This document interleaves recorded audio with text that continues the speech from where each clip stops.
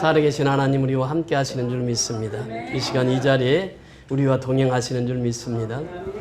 저는 페이스북에 릴스를 보면서 이 찬송이 영어로 부르는데 얼마나 감동을 받았는지 저는 이렇게 혼자 이 릴스를 보면 이렇게 찬송이 나옵니다. 이제 미국 사람들이 이제 주로 많이 부르는데 이 찬송이 나올 때 너무 감동이 됐어요. 저 평소에도 이 찬송을 좋아하는데 그 페이스북을 통해서 이렇게 들으니까 너무 은혜가 되는 거예요. 이 가사 보세요. 가사에 보면 복음의 내용이 다 담겨져 있습니다. 주 하나님 독생자 예수 누구를 위하여? 날 위하여 오셨네. 그러니까 이 땅에 예수님, 하나님 예수님을 보내신 것은 누구를 위해서? 나를 위해서. 그러니까 이 찬송가 가사를 보면요, 가슴이 뭉클한 거예요. 예수님이 누구를 위해서 오셨다고요? 나를 위해서 오셨다. 내 모든 죄 사하시고. 그러니까 예수님 십자가에 죽으심으로 말미암아 내 모든 죄가 어떻게 됐다고요? 다 사해졌다. 예수님이 십자가에 죽으심을 우리가 기념했잖아요. 예수님의 몸인 떡을, 예수님의 피인 잔을 우리가 들면서 예수님께서 내 모든 죄를 사해 주셨다는 거예요. 그러면서 죽음에서 부활하신 나의 구세주 그랬습니다. 여러분 지금 오늘이 몇 월 며칠입니까? 3월 1일이에요. 3월을 문서선 3월이라고 그러죠. 춘 3월 그러죠. 춘이 봄춘자잖아요. 춘 3월. 이제 봄이 다가왔습니다. 여러분 강대상에 뭐가 있습니까? 이게 이 꽃을 보면 뭐가 다가왔다고 하는 것을 느끼죠? 봄이 다가왔다. 꽃이 얼마나 화려합니까? 이 꽃을 누가 창조했다고요? 하나님이 창조하셨어요. 근데 겨울에는 이 꽃이 다 피지를 못합니다. 겨울에는. 이 봄이 돼야 꽃이 피는 거예요. 그 피면서 이 겨울에 보면 죽었던 가지 같은데 봄이 되면 이 꽃이 다 피어요. 이 꽃이 핀다고 하는 것은 무엇을 또 상징합니까? 부활을 상징해요. 생명이 있다는 거예요. 생명이. 생명이 있으니까 꽃이 피는 거예요. 이게 부활입니다. 그 성경에 중요한 단어 두 단어가 있는데 첫째는 창조예요. 그 구약은 창조의 역사입니다. 사람을 창조하고 꽃을 창조하시고 식물을 창조하시고 해와 달과 별들을 창조하시고 그분이 누구라고요? 하나님이시란 말이에요. 근데 나를 위해서 십자가에 죽으셨다가 사흘 만에 부활하셨어요. 그분이 누구예요? 예수님이요. 그러니까 신약의 주체는 예수고 구약은 하나님이에요. 그러니까 신구약은 하나님으로 역사가 이루어지는 거예요. 그래서 이 창조와 부활은 뗄래야 뗄 수 없는 깊은 연관을 갖고 있습니다. 그러니까 나를 위해서 예수님이 십자가에서 죽으셨단 말이죠. 그래서 우리가 어떻게 살아가야 됩니까? 주 안에서 거듭난 생명, 도우시는 주의 사랑 그래요. 우리가 주 안에서만 거듭날 수가 있어요. 고린도후서 5장 17절에 보면 그런즉 누구든지 그리스도 안에 있으면 새로운 피조물이라 이전 것은 지나갔으니 보라 새 것이 되었다.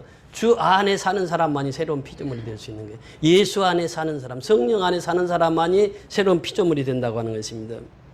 그러면서 그 도우시는 주의 사랑, 참 기쁨과 확신 가지고 예수님의 도우심을 믿으며 살래. 그렇잖아요. 예수 믿으면 참 기쁨이 있어요. 예수 믿으면 확신을 가지고 살아요. 그러니까 우리가 참 기쁨과 확신은 예수님께 있어요. 이 구원의 확신을 가지고 살아가는 사람이 이 사람 늘 기쁘게 살아가요. 그러니까 예수님은 우리에게 기쁨을 주시는 분이에요. 그래서 기쁨이라고 하는 단어가 영어는 joy 이렇게 표현합니다. joy라고 하는 것은 J-O-Y예요. J라고 하는 말은 Jesus. 그래서 기쁨의 원체는 누구냐? 예수란 말이에요. 예수. 지저스예요. 예수. 그 다음에 O는 뭐냐? others. 그러니까 기쁨을 다른 사람에게 나눠줘야 되는 거예요. 다른 사람으로부터 내가 기쁨을 얻어야 된다고 하는 것이. others. 그 다음에 yourself네요. 그리고 이제 마지막에 내 자신 속의 기쁨이에요. 그러니까 내가 자신이 기쁨을 누리려고 하면 첫째는 예수님께. 그 기쁨의 원천이 있으니까, 원천은 예수니까 예수님께. 두 번째는 다른 사람을 기쁘게 하면 누가 기뻐진다고요? 내가 기뻐진다는 거예요. 그래서 내 기쁨보다는 다른 사람이 기쁨을 구하고 살아가는 거예요. 그러면 내 기쁨이 된다고 하는 것입니다. 기쁨에 대한 확신이 있습니다. 이렇게 예수 믿는 사람은 기쁨에 대한 확신이 있어요. 매일처럼 기쁨으로 살아갈 수 있는 비결이 예수 안에 있는 삶이에요. 마지막 중요한 것이 그 언젠가 누구 보일 때까지? 주 보일 때까지. 우리 언젠가는 죽잖아요. 그럼 누구를 만나요? 예수님을 어디서 만나요? 천국에서 만나다. 주 보일 때까지 주를 위해 싸우리라. 승리의 길 멀고 험해도 예수께서 나의 앞길 지켜주시리. 예수님이 천국 가는 그 그 시간까지 나를 지켜주신다는 거예요. 살아계신 주 나의 참된 소망 걱정 근심 전혀 없네. 사랑의 주 내 갈 길 인도하니 내 모든 삶의 기쁨 늘 충만하네. 이것이 바로 신앙생활이에요. 여러분 그렇습니다. 우리는 언젠가는 죽게 돼 있어요. 근데 죽음을 보면서 깜짝깜짝 놀랄 때가 있어요. 어제 그제예요. 부고가 날라왔어요. 근데 제가 잘 아는 목사님이에요. 우리 교회도 다녀가셨습니다. 그분이 바로 우리 직선거리로 300m 여기서 목회를 하셨고 지금 원로 목사님 되셨는데 나이도 저보다 서너 살밖에 위가 아니에요. 그래서 항상 만나면 형님 동생 그랬거든요. 내가 이제 선교지 가서 무슨 일 당하면 내가 장례 치러줄게. 그리고 그 목사님은 그렇게 얘기하고 나는 목사님 저기 먼저 가시면 제가 장례 치러드릴게요. 이 정도로 가까운 사이였어요. 이분이 지난달에도 강석교구협에 나와서 참여했고 또 소천하시기 바로 전날 기아대책이라고 강서지구에 모임 있는데 거기 참석했어요. 그런데 그저께인가 갑자기 아침에 뇌출혈로 쓰러지셔서 병원에서 그냥 가셨어요. 사람이라고 하는 목숨이에요. 이게 잠시 잠깐이거든요. 그분은 선교를 그렇게 많이 하셨습니다. 아프리카, 지금도 인천에 가면은 그 전철원 목사님이라고 그분도 우리 교회에 한 번 다녀가셨는데 그분은 이제 외국인 상대로만 목회를 하시는 분인데 거기 가서 계속 같이 협력하고 또 두 분이 동기예요. 그래서 그렇게 선교의 열정을 가지고 그러니까 선교하시는 목사님들은 다 소통이 되거든요. 너무 마음이 열려있고 하니까 그렇게 가깝게 지내던 분이 갑자기 하셨어요. 내일 이제 발인식을 합니다. 사람은 누구나 다 가야 되는 게 있어요.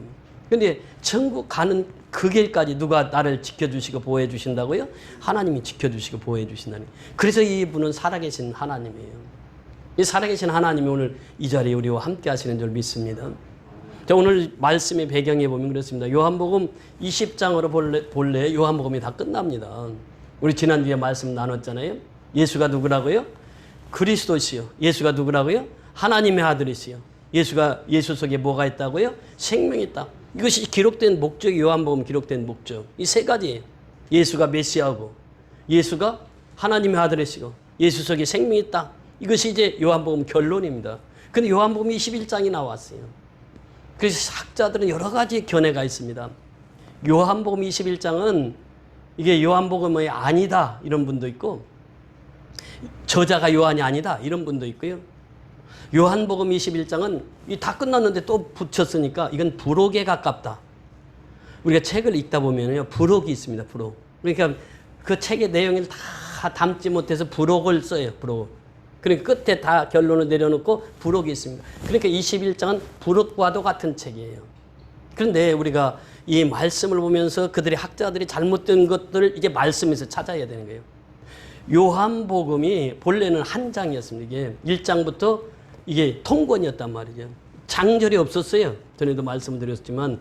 그러니까 통권으로 보면 이게 요한복음이 저자가 요한이라고 하는 걸 알 수 있고 다 알 수 있는데 이게 따로 떼어놓으니까 이게 내용이 따로 떼어놓으니까 이 결론이 나고 나서 이렇게 또 들어오니까 여러 가지 학설이 있는데 사실 보세요.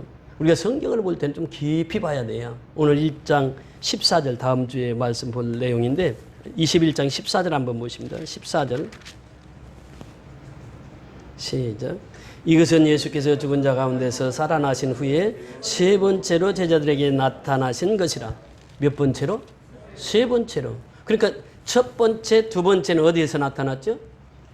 바로 앞장 요한복음 20장에서 나타났단 말이죠. 그럼 세 번째 또 나타나. 그럼 이 책은 누구와 연결이 되어 있어요? 요한복음과 직접 연결이 되어 있어요. 그러니까 요한이 저자가 아니다라고 하는 학설은 여기서 다 이건 잘못된 학설이란 말이죠. 요한이 저자가 맞아요. 그러면 이게 요한복음의 부록이다. 이 말은 맞아요. 그렇잖아요. 일단 결론이 났거든. 30절, 31절에 결론이 났어요. 예수가 하나님의 아들이시고 메시아시고 생명이 있다. 이것이 결론이 났어요. 그런데 결론 났는데 예수님께서 두 번 예수님 앞에 제자들 앞에 나타나시고 세 번째 나타나신 게 오늘 본문입니다. 이게. 자, 첫 번째 예수님이 나타나셨어요. 첫 번째 나타나셔서 나타났을 때 제자들이 어떻게 하고 있었다고 했죠? 두려워서 문을 다 닫고 있었어요. 예수님이 오셨어요. 예수님이 오셔서 문을 열고 그냥 예수님 문 다 잠근 상태에서 예수님이 오셨어요. 오셔서 제일 먼저 예수님이 하신 말씀이 뭐라고요? 너희에게 평강이 있을지라. Peace be with you. 너희에게 평강이 있을지다. 이게 첫 설교란 말이에요. 첫 설교. 예수님께서 오셔서 첫 설교가 너희에게 평강이 있을지어다 그래요. 그러면서 예수님께서 사명을 주시는 거예요. 아버지께서 나를 보내신 것 같이 나도 너희를 보내노라. 이것이 이제 어파슬, 사도의 직분이에요. 그 우리 모두는 사도의 직분이에요. 그 모두는 선교사의 직분을 가지고 있다는 거예요. 우리 양남숙 권사님 그 얘기했잖아요. 우리 모두는 선교사라고. 그 사실은 그게 맞는 거예요. 우리 모두는 사도고 우리 모두는 선교사란 말이죠. 그러니까 우리가 교회에서 사역하는 목사나 전도사가 있고 일터에서 사역하는 장로님이나 또 여러분들이 일터에서 사역하잖아요. 그러니까 다 하나님의 부르심을 받은 자고 하나님의 보내심을 받은 자예요. 예수님께서 그 말씀을 하시면서 숨을 내쉬면서 무엇을 받으라 그랬죠? 성령을 받으라. 그러니까 우리는 예수님께 하나님께 부름을 받은 자는 반드시 사명이 있어요. 그 사명을 감당하기 위해서는 어떻게 해야 된다? 성령을 받아야 된다는 거예요. 내 힘으로 안 된다는 거예요. 하나님 일은. 그렇지 않아요. 내 힘으로 되는 게 없어요. 하나님 일은 하나님이 힘을 주셔야 하나님 일을 해요. 선교가 그렇잖아요. 그래서 미쇼데이라고 하나님의 선교라고. 선교는 하나님이 하시는 거예요. 내가 하는 게 아니고 우리 교회가 하는 게 아니고 하나님이 하시는 거예요. 그래서 이 말씀을 그렇게 주시는 거죠. 이 첫 번째 나타나서 하신 말씀이에요. 근데 그때 당시에 누가 없었다고요? 10제자만 있었고 가룟 요단은 죽었잖아요. 한 사람이 빠졌어. 누구라고 그랬죠? 빠진 사람이 도마지요. 도마는 무슨 도마라고? 의심 많은 도마라고 그랬죠. 그 도마를 우리가 깊이 봤잖아요. 도마같이 신앙생활을 한 사람이 많지 않다고요. 신앙이 그렇게 좋았어요. 마지막 순교까지 도마는 예수님을 섬겼잖아요. 도마가 이제 8일 만에 다시 나타나십니다. 두 번째 나타나시면 8일째 나타나가지고 도마에게 야 너가 나를 못 믿겠다고? 내가 내 손으로 직접 확인해봐. 손과 못자국을 확인해봐. 그러니까 도마가 무슨 얘기를 합니까? 나의 주시여 나의 하나님이시니이다. 만져볼 것도 없어요. 예수님이 틀림없어요. 제자들에게 보여줬거든. 못자국을 보여줬거든. 처음 나타나셨을 때. 두 번째 도마가 있을 때 나타났을 때 도마가 하는 말이 그거예요. 주는 나의 주시여 나의 하나님이시니이다.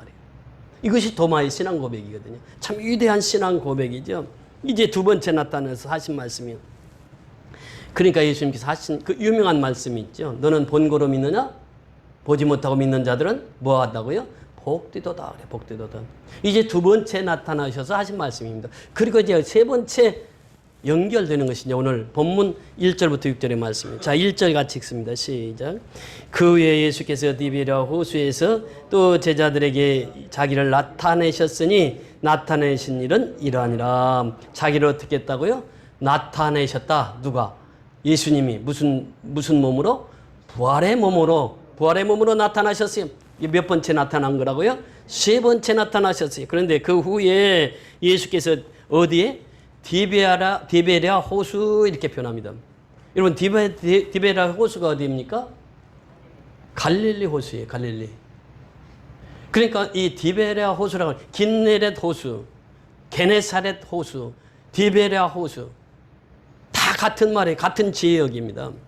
그러니까 이 호수라고 부르기도 하고 또 뭐라고 부르죠? 갈릴리 바다. 디베랴 바다. 오늘 본문에 뭐라고 했습니까? 여기는 호수로 나오는데 디베랴 바다, 또 게네사렛 바다, 긴네렛 바다 이렇게 표현하기도 합니다. 그런데 이 디베랴 호수라고 하는데 왜 디베랴라는 이름을 붙였을까라고 하는 것이. 이 디베랴라고 하는 것은 그 당시에 황제가 있었습니다. 그 황제가 디베리우스라고 하는 황제, 로마 황제인데 그 황제의 이름을 따서 디베랴라고 하는 이름으로 바꿉니다. 갈릴리 바다를, 갈릴리 호수를. 그래서 디베랴 호수, 디베랴 바다. 그 황제, 로마 이름, 황제를 따서 이름을 따서 그렇게 한 거예요. 요한사도는 의도적으로 지금 디베라 호수 이렇게 표현합니다. 자, 그 예수께서 디베라 호수에서 또 제자들에게 자기를 나타내셨으니 또 제자들에게 자기를 나타냈다면, 그러니까 이것이 요한복음과 다 연결이 되어 있고 저자는 요한이라고 하는 것을 분명히 나타내는 것이 그렇잖아요. 나타내신 일은 이러하니라. 자, 2절 같이 읽습니다. 시작. 시몬 베드로와 디모데라 하는 도마와 갈릴리 사람 가나 사람 나다나엘과 세베대의 아들들과 또 다른 제자들이 함께 있더니, 자, 몇 명 있습니까? 계산해봐요. 몇 명 있어요 지금? 6? 예? 8? 8? 아닌데? 잘 봐봐요. 시몬 베드로 있죠? 디도모 있죠? 디도모라는 도마 있죠? 그 다음에 갈릴리 사람 나다나엘이 등장하죠? 세베대의 아들들 누구일까요? 요한과 야고보죠? 그 다음에 또 다른 제자 둘이 함께 있었다. 둘이. 그럼 몇 명이요? 5에다가 또 둘이 있으니까 7이지 7. 김혜경 집사님 이제 1 맞췄어. 7명 있어 제자들이. 7명의 제자들이 있어요 지금. 세 번째 나타났을 때 7 제자들이 여기 등장을 합니다. 그들과 함께 해요. 그러면서 이제 3절에 보면 그런 고백을 합니다. 3절 같이 읽습니다. 시작. 시몬 베드로가 나는 물고기 잡으려 가노라 하니 그들이 우리도 함께 가겠다 하고 나가서 배에 올랐으나 그날 밤에 아무것도 잡지 못하였더니, 참 여기 보세요. 지금 예수님이 부활하신 후 몇 번째 나타났어요?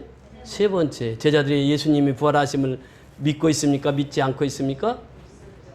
응? 믿지 못하고 있어요. 예수님께서 수없이 말씀하셨잖아요. 내가 십자가에 죽는다. 그러나 사흘 만에 내가 부활할 것이다. 부활하셔서 지금 3번째 나타나요. 3번째. 그럼 아니 제자가 아니더라도 믿어야지. 그렇잖아요. 아니 보통 사람도 예수님 그렇게 말씀하시고 또 부활체의 몸으로 예수님께 보였잖아요. 근데 믿어요, 못 믿어요? 못 믿어 지금도. 여기서 무엇을 우리가 생각할 수 있느냐? 예수님이 십자가 죽으심, 부활하심, 이것만으로 제자들이 못 믿더라는 거예요. 그럼 언제 믿게 됩니까? 그렇죠. 그때가 언제입니까? 오순절입니다. 오순절. 오순절 성령이 임하니까 그때부터 베드로가 그냥 전폭적으로 예수를 신뢰하고 전폭적으로 예수를 증거하고 전폭적으로 예수를 선교하고 전폭적으로 예수를 증거하더란 말이죠. 그러니까 여기서 지금 부활하셔서 3번째까지 나타내셨는데 지금 못 믿어요 제자들이. 그래서 무엇을 말하고 있습니까? 하나님께서 우리에게 사명을 줘요. 왜 사명을 주는 것은 반드시 뭐 하라고? 사명을 감당하라고 주는 거예요. 근데 감당할 때는 반드시 무엇을 받아야 된다고? 성령 받아야 된다는 거예요. 성령 받아야 된다. 그 제자들이 아직도 부활하셔서 3번째나 나타냈는데 지금도 못 믿고 있어요. 베드로가 뭘 충동합니까? 3절 다시 한번 보세요. 시몬 베드로가 나는 물고기 잡으러 가노라 하니 누가? 시몬 베드로. 시몬 베드로가 누구입니까? 예수님의 제자 중에서도 무슨 제자예요? 수제자라면 수제자. 그런데 나는 지금 물고기 잡으러 간다는 거예요. 무슨 말입니까? 과거로 돌아가겠다는 거예요. 나 예수 부활한 거 3번째 나에게 나타냈어도 나는 못 믿겠어. 나 옛날 그냥 옛날식으로 살겠어. 나는 술 먹고 담배 피고 옛날식으로 살겠어. 나 예수 안 믿겠어. 이 얘기거든 지금 베드로가. 물고기 잡으러 간다 이 말은. 그러니까 또 그 옆에 있던 제자들은 어떻게 말합니까? 베드로가 물고기 잡으러 간다고 하니까 어떻게 해요? 같이 따라가자. 같이. 선동하는 자가 있으면 같이 따라가거든 이게. 보세요. 3절 다시 보세요. 시몬 베드로가 나는 물고기 잡으러 가노라 하니 그들이 어떻게 해요? 우리도 함께 가겠다는 거예요. 함께 가겠다.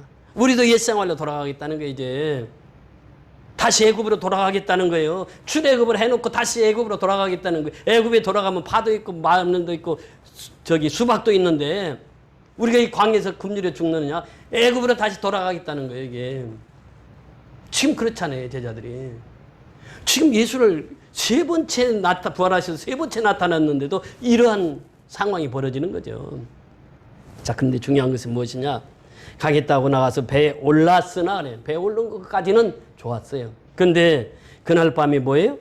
아무것도 잡지 못했다. 그날 밤에, 낮에요 밤에요? 밤에 갔어요. 왜 밤에 그물을 내릴까요? 밤에 왜 그물을 내릴까? 지금 이 수온이요, 팔레스타인 지역에는 낮에는 섭씨 50도까지 올라가요. 그럼 바닷물이 어떻게 되겠어요? 바닷물이 끓어 그냥. 그러면 고기가 그 위로 올라오면 어떻게 되겠어요? 죽어버려 그냥 고기가. 그러니까 낮에는 어디로 가겠어요? 깊은 바닷속으로 들어가 고기가. 그렇잖아요. 쥐가 살라고 들어가는 게 여기에 깊은 바다로. 깊은 바다 들어가 있는데 위에다 그물 아무리 던져야 고기 잡혀요 안 잡혀요? 안 잡히지. 고기가 어디 있다고 지금? 깊은 바닷속에 있다고. 그래 밤이 되면 이게 열이 식습니다. 식으면 어떻게 해요? 고기들이 먹잇감 찾으러 올라와. 이제 깊은 바다에서 올라와. 그러면 베드로는 거기서 몇 년 동안, 베드로는 어려서부터 무엇이 직업이에요? 갈릴리 바다에 물고기 잡는 게 그냥 이 직업이라고. 그래서 이제 그 물고기 중에는 베드로 고기도 있잖아요.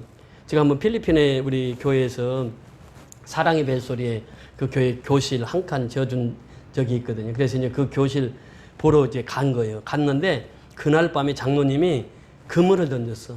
던졌는데 이 팔뚝만한 베드로 고기를 잡은 거예요.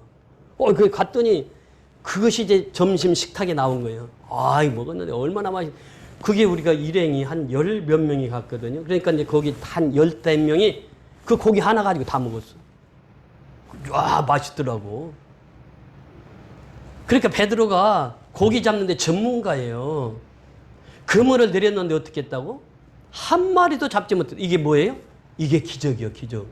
어떻게 못 잡냐고. 잡혀야지. 아니 고기가 겉에 있는데 왜 못 잡냐고. 그물 던졌는데 다른 때 같으면 그냥 만선이 돼서 오는데 한 마리를 못 잡아요. 왜 못 잡은 이유가 있습니다. 왜 그럴까요?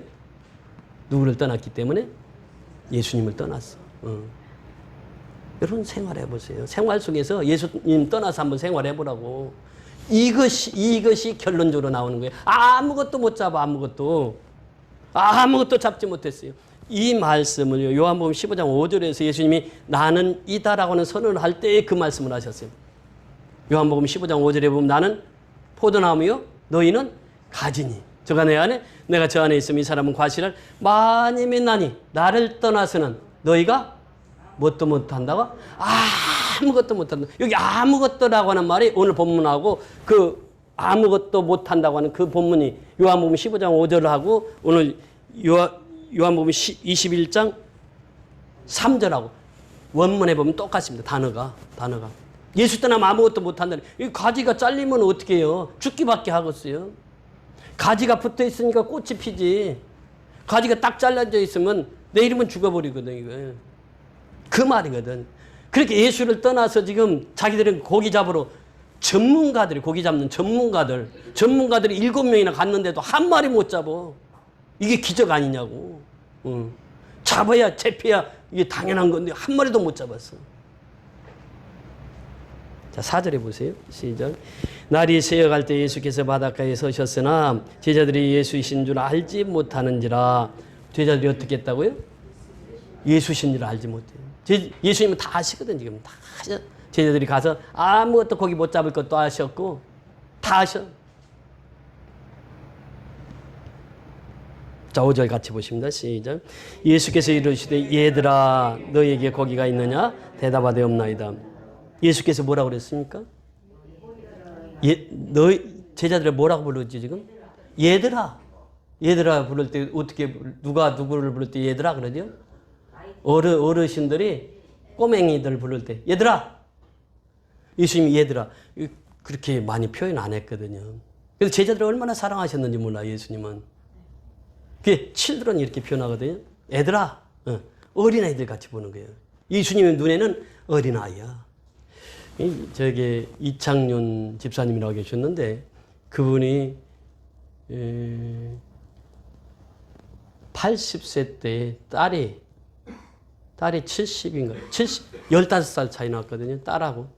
그러니까 딸이 이제 어머니 보러 와요. 근데 제가 보기에는 어머니하고 딸이 바뀐 것 같아요. 딸이 더 늙어 보이고 어머니는 더 젊어 보이고. 딸은 신앙생활 안 했어요, 그때.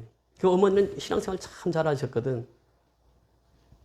근데 그분이 그렇게 믿음 생활을 하면서 깨달은 것이 그냥 교회만 오면 좋다는 거예요. 예배만 드리면 좋다는 거예요.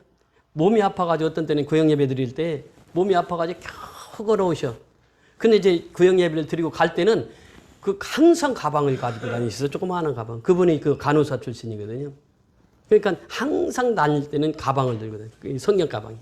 그 가방을 들고 갈 때는 얼마나 사뿐사뿐 가셨는지 몰라요. 그분은 신앙생활을 하면서 제대로 예수를 만나는 분이거든요. 그러니까 교회에 오는 것을 그렇게 좋아하셨어요. 예배 드리는 것을 그렇게 좋아했어요. 신앙은 바로 그거거든요. 그때에 그 어머니가 딸이 와요. 딸이 오면 딸이 저 어머니보다 더 늙은 딸이 오면은 얘야 갈 때 뭐 조심하라? 차 조심하라. 차 조심.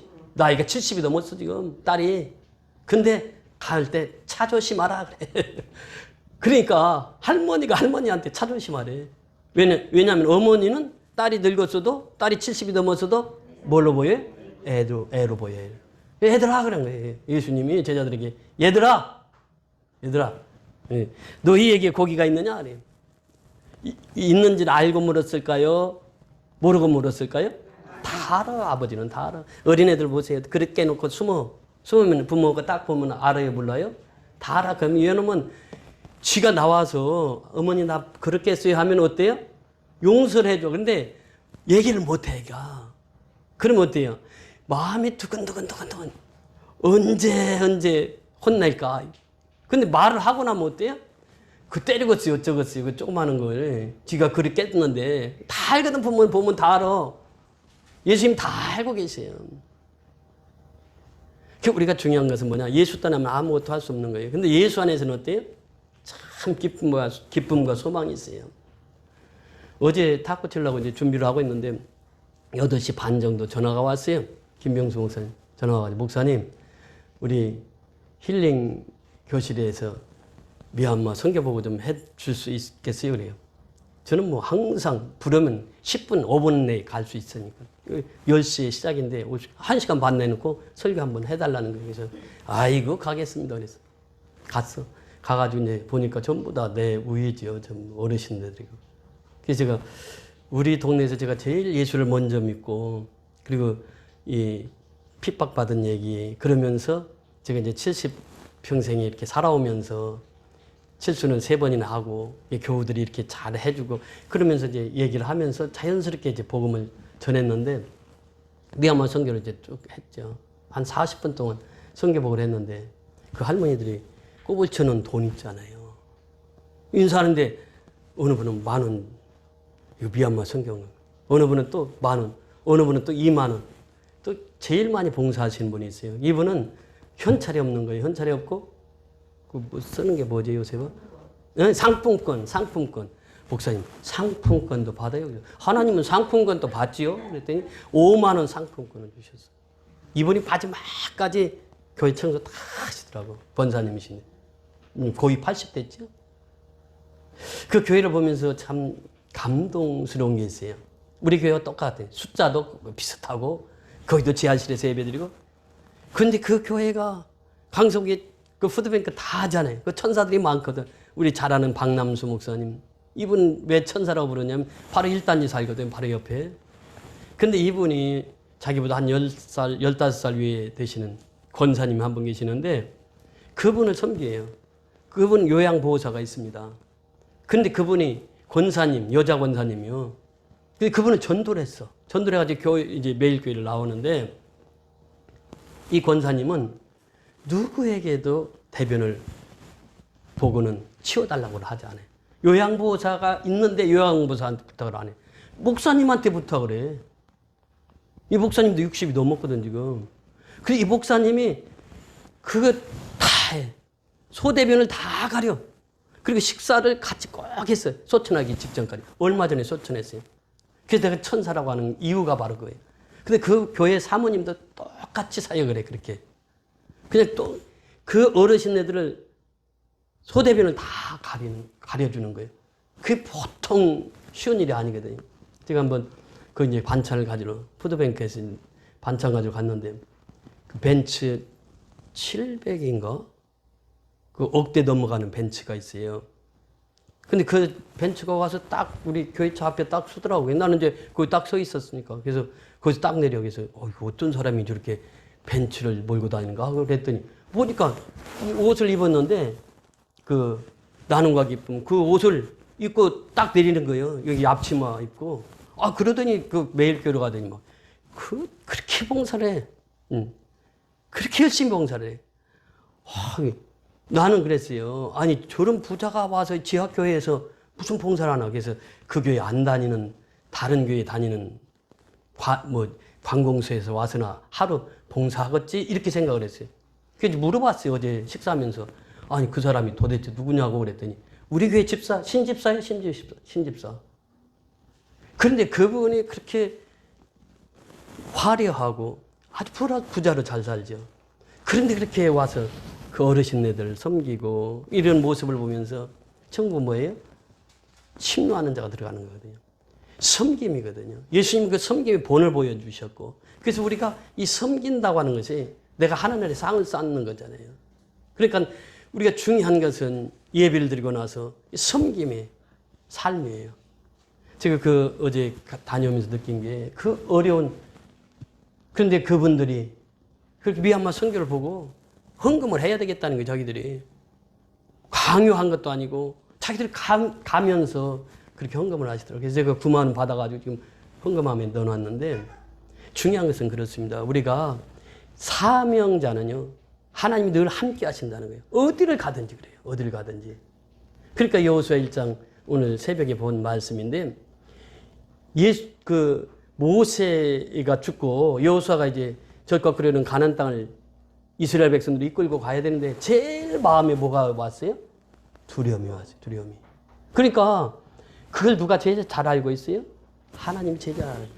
그러니까 6절, 7절, 9절에 강하고 담대하라. 내가 다시 말하는 강하고 담대하라. 강하고 담대하라. 내가 모세와 함께 했었던 것 같이 너와 함께 할 거야. 너 대적자들 아무리 많아도 내가 너와 함께 할 거야. 대적자들 다 물리쳐. 그리고 내가 너를 버리지 않아. 너를 떠나지 않아. 이게 하나님 약속이거든요. 그러면서 여호수아에게 주신 말씀입니다. 이 율법책을 내 입에서 떠나지 말게 하며 주야로 그것을 묵상하여 거기 가운데 기록한 대로 다 지켜 어떻게 하라고? 행하라. 지켜 행하는 것이 이게 신앙이에요. 머리로 하는 것은요. 전에도 한번 말씀드렸잖아요. 신해학단 그거 볼 때 그 사람들이 머리는 공산당이요. 장교들 둘이가. 근데 가슴에는 뭐예요? 예수쟁이가 다 돼버린 거예요. 그러니까 스스로 그들은 죽음을 선택한 거예요. 그 주인공 둘이 다 죽었단 말이에요. 그리고 나서 나머지 다 탈북을 시키는 거예요. 나머지 사람들은. 자기가 희생하면서 탈북을 시켜. 이것이 신앙이다, 신앙. 예. 그러니까 신앙은요, 내 몸 바쳐서 주를 섬기는 게 신앙이거든요. 그러니까 주님을 떠나면 아무것도 할 수 없는 것이 우리의 인생입니다. 자, 결론 보십니다. 6절 같이 읽습니다. 시작. 이르시되 그물을 배 오른편에 던지라 그리하면 잡으리라 하시니 이에 던졌더니 물고기가 많아 그물을 들 수 없더라. 자, 고기를 밤새 잡았는데 어떻게 됐다고요? 한 마리도 못 잡았어요. 그럼 그 배는 무슨 배입니까? 빈배입니다. 빈배. 우리 인생은 빈배가 돼야 돼. 빈배. 예. 다 내려놔야 돼. 인생은. 내가 자꾸 가진 게 있고 내가 무엇인가 배운 게 있다고 자랑하고 그럴 때는 하나님 역사하시잖아요. 빈배가 되었을 때 하나님 역사를 이루시는 거예요. 다 비우라는 게 다 비워. 네가 가진 거 다 비워. 네가 배운 거 다 내려놔. 빈배가 돼. 빈배. 빈배가 돼야 만선이 되잖아요. 빈배가 된다고 하는 것은 예수를 떠나면 빈배가 됩니다. 근데 예수 안에 있는 빈배는 어때요? 내가 죽으면 빈배가 되는 거예요. 내가 빈배가 돼야 돼. 빈배가 되어야 예수님 말씀하신 저 가서 그물을 내리라고. 이 말씀은 여러분 들으면서 또 무슨 생각을 합니까? 3년 전에 있었던 일이에요. 갈릴리 바다에 제자들을 부르실 때 그랬어요. 그때는 예수님께서 그랬어요. 깊은 곳에 가서 그물을 내리라 그래요. 그러니까 베드로가 무슨 대답을 합니까? 무엇에 의지하여? 말씀에 의지하여 내가 그물을 내리리이다. 말씀에 의지하여. 요게 3년 전이에요. 똑같은 갈릴리 바다에서 사건이에요. 똑같은 디베르 바다에서 있었던 일이에요. 그물을 내리리라. 그랬더니 그 그물이 어떻게 해요? 찢어질 정도로 고기가 많이 잡혔다는 거예요. 오늘도 똑같은 말씀을 해요. 오른편에 그물을 던지라. 그러면 왼편에 던지면 안 됩니까? 안 돼. 오른편에만 던져야 돼요. 그럼 하나님께서 왜 오른편에 던지라고 했을까? 오른편에는 다 좋은 얘기만 있으니까 그럴 수 있어요. 그런데 예수님이 만약에 왼편에 던지라고 그랬으면 어떻게 해요? 왼편에 던져야 돼. 그렇잖아. 예수님이 야, 배 앞에다 던져. 그럼 어떻게 해야 돼? 앞에다 던져야 돼. 무엇을 지금 예수님이 보고 있는 거예요? 네가 그대로 하느냐 하지 않느냐. 뭐예요? 순종이야. 순종이요. 순종해야만 된다는 거예요. 이게 핵심은 그거잖아요. 오른편에 던지라고 했던 예수님이 오른편에 던지라고 했던 앞에로 던지라고 했던 뒤로 던지래. 아이 그 바닷가에 뭐 그거 왼편이지 왼편이 어디가 있어. 그렇잖아요. 생각해보세요. 바닷가에 갈릴리 바다에 지금 배 한 척이 떠 있어요. 어선이 크지도 않아. 조그만해. 근데 왜 오른편이 됐든 왼편이 됐든 앞에가 됐든 뒤가 됐든 그 장소가 그 장소지 뭐. 그렇잖아요. 근데 예수님이 지시한 곳이 있어요. 거기에다가 던져야 돼. 거기다가. 깊은 곳에 던지라고 했을 때는 깊은 곳에 던져야 되고 오른편에 던지라고 하면 어떻게 해요? 오른편에 던져야 돼요. 그 아브라함 신앙이 그랬잖아요. 아브라함이 하나님 따르잖아요. 이삭 바치라고 했을 때 어떻게 해요? 그대로 순종을 하거든. 아들 독자 이삭이라 할지라도 하나님이 번제로 드리라고 했으면 번제로 드려야지. 그리고 아들을 결박하잖아요. 그것이 아브라함 신앙이거든. 그대로 순종을 해. 나만 보세요. 문둥병에 들어가지고 엘리사에게 갔을 때 요단강에서 7번 몸 담그라고 했을 때 6번 담글 때까지 뭐가 있었어요? 변화가 있었어요? 없었어요? 아무런 변화가 없었어요. 근데 7번째 딱 들어갔다 나오니까 어떻게 됐다고요? 싹 나와가지고 어린아이 사이같이 됐다는 거예요. 문둥병자가. 이 뭘 보고 있는 거예요? 지금 하나님이? 순종하느냐 하지 않느냐. 순종하면 빈배가 뭐가 된다고? 만선이 돼. 만선이. 순종하지 않으면 빈배 그대로 있어. 빈배. 순종하면은 빈배가 만선이 된다. 이것이 지금 오늘 또 말씀의 포커스를 우리가 다시 한번 보자고 하는 거예요.